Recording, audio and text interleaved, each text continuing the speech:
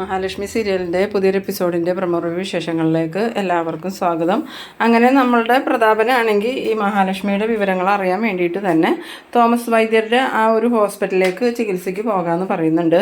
ആ സമയം കരുണ പറയുന്നുണ്ട്, അത് വേണ്ട അച്ഛാ, അവളാണെങ്കിൽ അവിടെയാണല്ലോ ഉള്ളത്, അതുകൊണ്ട് നമ്മൾ അങ്ങോട്ട് പോയാൽ ശരിയാവില്ല എന്ന് പറയുമ്പോൾ പ്രതാപൻ്റെ അമ്മ പറയുന്നുണ്ട്, അതൊന്നും കുഴപ്പമില്ല മോളെ, അയാൾക്ക് അങ്ങനെയൊന്നുമില്ല, അയാൾ ആര് ചെന്നാലും അവരെയൊക്കെ ചികിത്സിക്കും, അതിന് അയാൾ മടിയൊന്നും വിചാരിക്കാറില്ല, അതുകൊണ്ടാണല്ലോ ഇപ്പോൾ ആ വാമദേവനാണെങ്കിലും എഴുന്നേറ്റ് നടക്കാൻ തുടങ്ങിയതെന്ന്. ആ സമയത്ത് കരുണ പറയുന്നുണ്ട്, എന്തായാലും ഇതുപോലൊരു ചതി ഇനി പറ്റാനില്ല, ആ മേഹേട്ടന് ആ മാർക്കോയെ കാറിടിപ്പിച്ചപ്പം അങ്ങോട്ട് തീർത്ത് കളഞ്ഞിരുന്നെങ്കിൽ ഈ പ്രശ്നമൊന്നും ഉണ്ടാവില്ലായിരുന്നു. ഇനിയിപ്പോൾ അച്ഛനാണെങ്കിലും ഒരവസരം കിട്ടിയാൽ ലോറി വെച്ച് അയാളെ തീർത്ത് കളയണം അച്ഛാന്ന്. ആ സമയത്ത് പ്രതാപനാണെങ്കിൽ പറയുന്നുണ്ട്, അത് എന്താണെന്ന് വെച്ചാൽ ചെയ്യാം മോളെ, ഇപ്പം എൻ്റെ വേദനയ്ക്കൊരാശ്വാസം കിട്ടട്ടെ എന്ന്.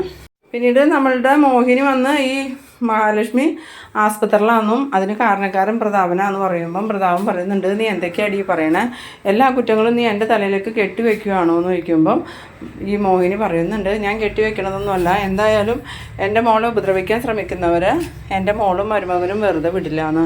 അത് കേട്ടതും ഈ പ്രതാപൻ്റെ അമ്മയൊക്കെ ഇങ്ങനെ ആകെ ഷോക്കാവുന്നുണ്ട്. കാരണം ഈ മരുമകൻ എന്ന് പറഞ്ഞതുകൊണ്ട് തന്നെ. അപ്പം പ്രതാപൻ്റെ അമ്മ ചോദിക്കുന്നുണ്ട്, ഏത് മരുമകനെയാണ് നീ ഉദ്ദേശിക്കണേന്ന് ചോദിക്കുമ്പം ഞാൻ ഉദ്ദേശിച്ചത് ആരെയാണെന്നൊന്നും നിങ്ങളിപ്പോൾ അറിയണ്ട, എന്തായാലും എൻ്റെ മോളുടെ കുഞ്ഞിൻ്റെ അച്ഛനെയാണ് ഞാൻ ഉദ്ദേശിച്ചത്, എന്നാൽ നീ അവനെ വിളിച്ചു വരുത്തി സദ്യ ഉണ്ടാക്കി കൊടുക്കണീന്ന് പറയുമ്പോൾ അതൊക്കെ ഞാൻ സമയമാകുമ്പോൾ ഉണ്ടാക്കി കൊടുത്തോളാം, അത് ആരാടീന്നൊക്കെ ചോദിക്കുന്നുണ്ടെങ്കിലും ഈ മോഹിനിയാണെങ്കിൽ ആകെ അബദ്ധം പറ്റിയതുപോലെ ആവുന്നുണ്ട്. കാരണം മോഹിനി അറിയാതെ പറഞ്ഞു പോയതാണ് മരുമകൻ വെറുതെ വിടില്ല എന്ന്.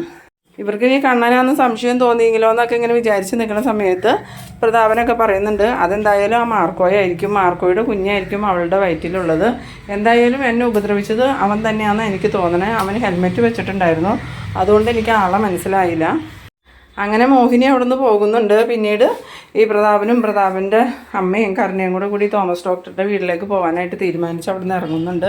ഇത് കണ്ടതും നമ്മളുടെ മോഹിനിയാണെങ്കിൽ വേഗം മഹാലക്ഷ്മിക്ക് ഫോൺ ചെയ്യുന്നുണ്ട്. മഹാലക്ഷ്മി ഈ സമയത്ത് ലേഖയോട് ഇങ്ങനെ പറഞ്ഞുകൊണ്ടിരിക്കുകയാണ്, എന്തായാലും അയാൾ ഇങ്ങനെ ഒരു ചതി ചെയ്യുമെന്ന് ഞാൻ ഒരിക്കലും വിചാരിച്ചില്ല, അത് നിനക്കറിയില്ല എന്നിട്ടാ മഹി, അയാൾ അത്രയ്ക്കും ദുഷ്ടനാ, എന്തായാലും അയാളുടെ മോളുടെ കുഞ്ഞ് പോയ സ്ഥിതിക്ക് നിനക്കും ഒരു കുഞ്ഞ് വേണ്ടെന്ന് അയാൾ തീരുമാനിച്ച് കാണും, ഇല്ലെങ്കിൽ പിന്നെ കണ്ണേട്ടനും നീയുമായി പിരിഞ്ഞു എന്ന് അറിഞ്ഞിട്ടും വീണ്ടും നിന്നെ ഉപദ്രവിക്കേണ്ട കാര്യമില്ലല്ലോ.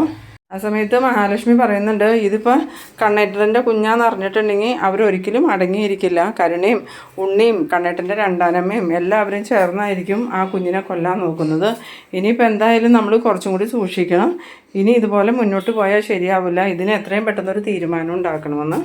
ആ സമയം ലേഹ്യം പറയുന്നുണ്ട്, ഞാനും അത് തന്നെയാണ് നിന്നോടും കണ്ണേട്ടനോടും പറഞ്ഞുകൊണ്ടിരിക്കുന്നത്, എത്രയും പെട്ടെന്ന് ആ ഉണ്ണീനെയും കരുണേനെയും അതുപോലെ കണ്ണേട്ടൻ്റെ രണ്ടാനമ്മേനെയും ആ വീട്ടിൽ നിന്നും അടിച്ചിറക്കി വിടണം, അതുപോലെ തന്നെ കമ്പനിയിൽ നിന്ന് ഉണ്ണിയെ പിരിച്ചു വിടുകയും ചെയ്യണം.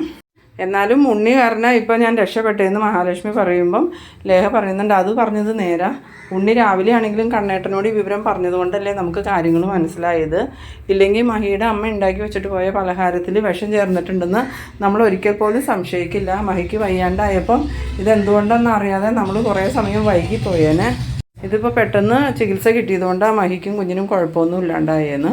ഈ സമയത്ത് മഹാലക്ഷ്മിയുടെ ഫോൺ ബെല്ലടിക്കുന്നുണ്ട്. വേഗം തന്നെ മഹാലക്ഷ്മി ലേഹയോട് പറയുന്നുണ്ട്, ലേഹ ഫോൺ എടുത്തേന്ന്. അങ്ങനെ ലേഹ ഫോൺ എടുത്തതും മഹിയുടെ അമ്മയെ വിളിക്കണേന്ന് പറയണു. എന്നിട്ട് ലേഹ ഫോൺ മേടിച്ചിട്ട് എന്താ അമ്മയെന്ന് ചോദിക്കുമ്പം, അതേ മോളെ, ഞാനൊരു പ്രധാന കാര്യം പറയാനാണ് വിളിച്ചത്, ഇവിടുന്ന് കരുണയുടെ അച്ഛനും മുത്തശ്ശിയും കരുണയും കൂടി തോമസ് ഡോക്ടറുടെ അടുത്തേക്ക് ചികിത്സയ്ക്കായിട്ട് വന്നിട്ടുണ്ട്, അത് ചികിത്സയ്ക്ക് വേണ്ടി മാത്രമല്ല മോളുടെ അവസ്ഥ എന്താണെന്ന് അറിയാനും കൂടിയാ, അതുകൊണ്ട് ഒരിക്കലും അവർക്ക് സംശയം തോന്നാത്ത രീതിയിൽ വേണം നിങ്ങൾ പെരുമാറാൻ, അതുമാത്രമല്ല കണ്ണൻമോനെ ഉണ്ടെങ്കിൽ അവനോട് എത്രയും പെട്ടെന്ന് അവിടുന്ന് മാറി നിൽക്കാനും പറയണം, അവർ രണ്ടുദ്ദേശം വെച്ചിട്ട് അങ്ങോട്ട് വന്നിരുന്നു. ആ സമയത്ത് ലേഖ പറയുന്നുണ്ട്, അവരെന്ത് ഉദ്ദേശം വെച്ച് വന്നാലും ഒന്നും പ്രശ്നമല്ല അമ്മേ, എന്തായാലും ഞാൻ ഇപ്പം തന്നെ കണ്ണേട്ടനോട് ഇവിടുന്ന് മാറി നിൽക്കാൻ പറയാം. പിന്നീട് മോൾ എന്തെടുക്കുക എന്ന് ചോദിക്കുമ്പം ലേഖ പറയുന്നുണ്ട്, മഹി ഇവിടെ ഉണ്ട്, ഞാൻ മഹിക്ക് കൊടുക്കാമെന്നും പറഞ്ഞ് ഫോൺ മഹാലക്ഷ്മിക്ക് കൊടുക്കുന്നുണ്ട്. ആ സമയത്ത് മഹാലക്ഷ്മി ഫോൺ വാങ്ങിയിട്ട്, അമ്മ എനിക്ക് കുഴപ്പമൊന്നുമില്ല, അമ്മ ഫോൺ വെച്ചോ, ഞങ്ങൾ കണ്ണേട്ടൻ എവിടെയാണെന്ന് നോക്കട്ടെ എന്ന്. അങ്ങനെ ഫോൺ വെച്ചതും ലേഖയാണെങ്കിൽ കണ്ണനെ എവിടെയാണെന്ന് നോക്കാനായിട്ട് പുറത്തേക്ക് ഇറങ്ങി പോകുന്നുണ്ട്. പിന്നീട് കാണിക്കുന്നത് നമ്മളുടെ കണ്ണനെയും മാർക്കോയാണ്.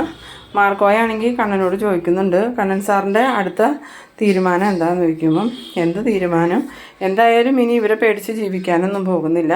എന്നെയും മഹീനെ ആരെങ്കിലും ഉപദ്രവിക്കാൻ ശ്രമിച്ചാൽ അതിന് കനത്ത തിരിച്ചടി എന്നെ കൊടുക്കും. അതിൻ്റെ ആദ്യത്തെ പടിയായിട്ടാണ് ഇന്നലെ പ്രതാപനെ ഞാൻ എടുത്തിട്ട് പെരുമാറിയത്. അവനെ ഞാൻ നല്ല രീതിയിൽ ചവിട്ടി കൂട്ടിയിട്ടുണ്ട്. എന്തായാലും അവൻ കുറച്ച് ദിവസത്തേക്ക് ഇനി ശല്യത്തിനൊന്നും വരില്ല എന്ന്. ആ സമയത്ത് മാർക്കോ പറയുന്നുണ്ട്, പ്രതാപനെയും കൊണ്ട് ശല്യം ഉണ്ടായില്ലെങ്കിലും എന്തായാലും കണ്ണൻ സാറിൻ്റെ അനിയനും ആ കരുണയും കണ്ണൻ സാറിൻ്റെ രണ്ടാനമ്മയും അടങ്ങിയിരിക്കുമെന്ന് തോന്നണില്ല.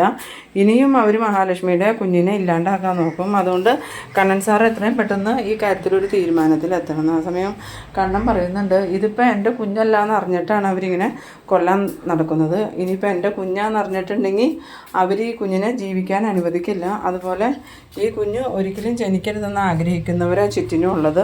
അവർക്കെല്ലാവർക്കും എൻ്റെ സ്വത്ത് മാത്രം മതി. ആകെ ഒരു ആശ്വാസമുള്ളത് മഞ്ജുവിൻ്റെ കാര്യത്തിൽ മാത്രമാണ്. ആ സമയത്ത് മാർക്കോ പറയുന്നുണ്ട്, ഇനിയിപ്പോൾ എന്തായാലും കുറച്ച് ദിവസത്തേക്ക് മേഘൻ്റെ കാര്യത്തിൽ നമുക്ക് പേടിക്കേണ്ടതില്ല. എന്നാലും അവനക്ക് എപ്പോഴാണ് സംസാരശേഷി തിരിച്ച് കിട്ടണമെന്ന് പറയാൻ പറ്റില്ല.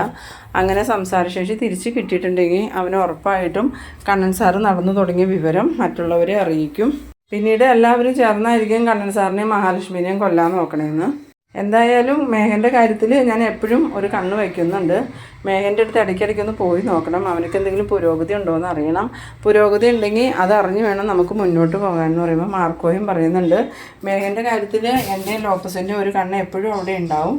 മേഘൻ്റെ കാര്യം ഓർത്ത് സാറ് പേടിക്കേണ്ടതാണ്. പിന്നീട് കാണിക്കുന്നത് നമ്മളുടെ തോമസ് ഡോക്ടറുടെ ആസ്പത്രിയിലേക്ക് കരുണയും പ്രതാപൻ്റെ അമ്മയും കൂടി വന്നിറങ്ങാണ്. അവർ വന്നിറങ്ങിയതും കരുണ പറയുന്നുണ്ട്, ഇത് ആദ്യമായിട്ടാണ് ഞാൻ കാണുന്നത്. ഇതിനു മുമ്പ് ഒരിക്കൽ പോലും ഞാനിവിടെ വന്നിട്ടില്ല എന്ന് പറയുമ്പം, ഞങ്ങൾ ഇതിനു മുമ്പ് വന്ന് കുറച്ച് ദിവസം ഇവിടെ കിടന്നതല്ലേ മോളെ, ഇവിടെ എത്ര സുഖമില്ലാത്തവർ വന്നാലും അവർ പൂർണ്ണമായിട്ടും അസുഖം ഭേദമായിട്ടേ പോകാറുള്ളൂ.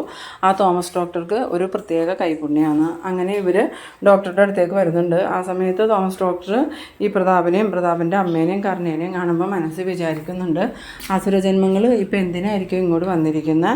ഈ ഭൂമിയിലേക്ക് വരാത്ത ഒരു കുഞ്ഞിൻ്റെ ജീവൻ നശിപ്പിക്കാൻ നോക്കിയവരെ വെറുതെ വിടാൻ പാടില്ല. അങ്ങനെയൊക്കെ ചിന്തിച്ചിരിക്കുന്ന സമയത്ത് ഡോക്ടറെ എന്ന് പറഞ്ഞുകൊണ്ട് ഈ പ്രതാപം വിളിക്കുന്നുണ്ട്.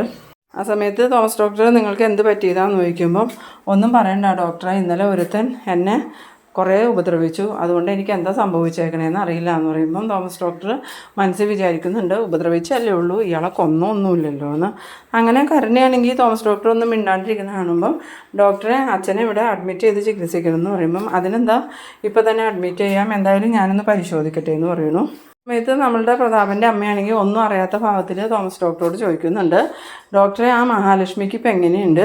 മഹാലക്ഷ്മീനെ ഇവിടെ കൊണ്ടുവന്നിട്ടുണ്ടെന്ന് കേട്ടല്ലോ എന്ന്. ആ സമയം തോമസ് ഡോക്ടർ പറയുന്നുണ്ട്, അത് മഹാലക്ഷ്മിയുടെ കാര്യം കുറച്ച് കഷ്ടമാണ്, അവളുടെ കുഞ്ഞ് നഷ്ടപ്പെട്ടു, ഇനി ആ കുട്ടിക്ക് ഒരിക്കൽ കൂടി അമ്മയാവാൻ പറ്റുമെന്നൊന്നും എനിക്ക് തോന്നണില്ല എന്ന്. അത് കേട്ടതും പ്രതാപൻ്റെ അമ്മയുടെയും കരുണയുടെയും ഒക്കെ മുഖത്ത് ഭയങ്കര സന്തോഷം ചിരിയൊക്കെ കാണുമ്പോൾ ഡോക്ടർ മനസ്സിൽ വിചാരിക്കുന്നുണ്ട്, ഇങ്ങനെ മനുഷ്യന്മാർക്ക് ദുഷ്ടന്മാരാവാൻ പറ്റൂ.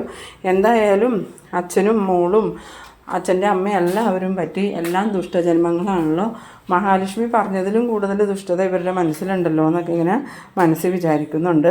തോമസ് ഡോക്ടർ ശരിക്കും മനഃപൂർവ്വം ഇവരോട് പറഞ്ഞതാണ് ഈ മഹാലക്ഷ്മിയുടെ കുഞ്ഞ് പോയി എന്നൊക്കെ. കാരണം മോഹിനി ലേഖയോട് വിളിച്ച് പറഞ്ഞപ്പോൾ തന്നെ ലേഖ വന്ന് തോമസ് ഡോക്ടറോട് വിവരങ്ങളൊക്കെ പറഞ്ഞിരുന്നു. അങ്ങനെ ഒരു പുതിയ നാടകവും കൂടി കളിക്കാനുള്ള തീരുമാനത്തിലാണ് കേട്ടോ എല്ലാവരും. പിന്നീട് ജയപാലിനെ വിളിച്ച് തോമസ് ഡോക്ടർ റൂം കാണിച്ചു കൊടുക്കാൻ പറഞ്ഞ് പുറത്തേക്ക് വിടുന്നുണ്ട്. അങ്ങനെ പോണ സമയത്ത് നമ്മളുടെ ലേഖേനെയും ഒക്കെ കാണുന്നുണ്ട് കേട്ടോ ഈ പ്രതാപൻ്റെ അമ്മയും. ആ സമയം ലേഖയോടൊക്കെ ചോദിക്കുന്നുണ്ട്, ഇവൾക്ക് എന്തോ സുഖമില്ല എന്ന് പറഞ്ഞിട്ട് ഇവൾക്കിപ്പോൾ എങ്ങനെയുണ്ടെന്ന് ചോദിക്കുമ്പം, എന്ത് പറയാനാ, മഹിയുടെ ഒരു കഷ്ടകാലം. എന്തായാലും മഹിയുടെ വയറ്റിലുണ്ടായിരുന്ന ആ കുഞ്ഞ് പോയി, ആ കുഞ്ഞിൻ്റെ ജീവൻ നഷ്ടപ്പെട്ടു. ഇനി ഒരിക്കൽ കൂടി മഹിക്ക് അമ്മയാവാൻ പറ്റുമെന്നുള്ള കാര്യം സംശയമാണ് ഡോക്ടർ പറഞ്ഞതെന്ന്. അത് കേട്ടതും പ്രതാപൻ്റെ അമ്മയുടെയും മുഖത്ത് ഭയങ്കരമായിട്ട് സന്തോഷം കാണുന്നുണ്ട്. ആ സമയത്ത് ലേഖ മനസ്സിൽ വിചാരിക്കുന്നുണ്ട്, മഹിയുടെ കുഞ്ഞ് പോയി എന്ന് പറഞ്ഞപ്പം ഇവർക്ക് എത്ര സന്തോഷമാണ്. എന്തായാലും ഇവരുടെ ഈ സന്തോഷം ഇങ്ങനെ തന്നെ നിൽക്കട്ടെ. ഇനിയിപ്പോൾ മഹിയുടെ കുഞ്ഞ് ജീവിച്ചിരിക്കണ്ടെന്ന് പറഞ്ഞാൽ അതിനെ നശിപ്പിക്കാൻ ഇനി ഇവർ അടുത്ത പ്ലാൻ നോക്കുമെന്ന്. പിന്നീട് പ്രതാപൻ്റെ അമ്മ പറയുന്നുണ്ട്, എന്നാലും ആ കുഞ്ഞ് പോയല്ലോ, എന്തൊരു കഷ്ടകാലമായിപ്പോയി. ഇപ്പോൾ തന്നെ അവൾ കണ്ണനുമായിട്ട് വേർപിരിഞ്ഞ് നിൽക്കുക. അവൾക്ക് ഇതിൻ്റെ വലിയ കാര്യം ഉണ്ടായിരുന്നു. കണ്ണന് കുഞ്ഞുങ്ങളുണ്ടാവില്ലെങ്കിലും ഇഷ്ടംപോലെ സ്വത്തുണ്ടായിരുന്നല്ലോ, ആ സ്വത്തുമായിട്ട് ജീവിച്ചാൽ പോരായിരുന്നോ? ഇതിപ്പോൾ കുഞ്ഞുമില്ല ഭർത്താവും ഇല്ലാത്ത അവസ്ഥയായല്ലോ എന്ന്. ആ സമയത്ത് ലേഹയാണെങ്കിൽ ഒന്നും മിണ്ടണില്ല. പിന്നീട് ലേഹ അങ്ങോട്ട് പോയി കഴിഞ്ഞതും പ്രതാപനും പ്രതാപൻ്റെ അമ്മയും കരുണയും കൂടെ പറയുന്നുണ്ട്, എന്തായാലും നമ്മൾ വന്ന കാര്യം നടന്നല്ലോ മുത്തശ്ശി, അവളുടെ കുഞ്ഞ് പോയി, ഇനി അവൾക്ക് ഒരിക്കൽ കൂടി അമ്മയാവാനും പറ്റൂല, അതുപോലെ തന്നെ ഇനി അവൾക്ക് കണ്ണേട്ടൻ്റെ ജീവിതത്തിലേക്ക് വരാനും പറ്റൂല. ഇതിലും വലിയ സന്തോഷം എനിക്ക് എൻ്റെ ജീവിതത്തിൽ ഉണ്ടാവാൻ പോകുന്നില്ല. ഞാൻ കുറേ കാലങ്ങൾക്ക് ശേഷം ഇത്രയധികം സന്തോഷിച്ചേക്കണ സമയമില്ല എന്നും പറഞ്ഞ് കരുണ ഇങ്ങനെ സന്തോഷത്തോടു കൂടി ചിരിച്ച് നിൽക്കുമ്പോൾ നമ്മളുടെ തോമസ് ഡോക്ടറാണെങ്കിൽ അപ്പുറം നിന്ന് ഇവർ സംസാരിക്കണ ആ ഒരു സംസാരമൊക്കെ കേൾക്കുന്നുണ്ട്. എന്നിട്ട് മനസ്സിലിങ്ങനെ പറയുന്നുണ്ട്, സന്തോഷിക്കുക, നിങ്ങൾ സന്തോഷിക്കുക, സന്തോഷിക്കാവുന്നതിൻ്റെ പരമാവധി സന്തോഷിച്ചോ, എന്തായാലും മഹാലക്ഷ്മിക്ക് കുഞ്ഞ് ജനിച്ചതിന് ശേഷം ഇനി നിങ്ങൾ വിവരങ്ങൾ അറിയുള്ളൂ, അപ്പം നിങ്ങളുടെ ഈ സന്തോഷം എല്ലാം പോയിക്കോളൂ എന്ന് ആ ഒരു സീനിലാണ് ഈ എപ്പിസോഡ് അവസാനിക്കുന്നത്. പിന്നെ തുടർന്ന് വരുന്ന എപ്പിസോഡുകളിലെല്ലാം ഈ കണ്ണൻ്റെയും മഹാലക്ഷ്മിയുടെയൊക്കെ പുതിയ നാടകം തന്നെയാണ് നടക്കാൻ പോകുന്നത്. അപ്പോൾ നിങ്ങൾ ആദ്യമായിട്ടാണ് എൻ്റെ വീഡിയോ കാണുന്നതെങ്കിൽ എൻ്റെ ചാനലൊന്ന് സബ്സ്ക്രൈബ് ചെയ്യാനും ഇഷ്ടമായാൽ ലൈക്ക് ചെയ്യാനും ഷെയർ ചെയ്യാനും മറക്കരുത്. അപ്പോൾ ഇതുപോലെ ഇൻട്രസ്റ്റിംഗ് ആയിട്ടുള്ള അടുത്തൊരു എപ്പിസോഡുമായി നമുക്ക് വീണ്ടും കാണാം. അതുവരേക്കും ബൈ ബൈ.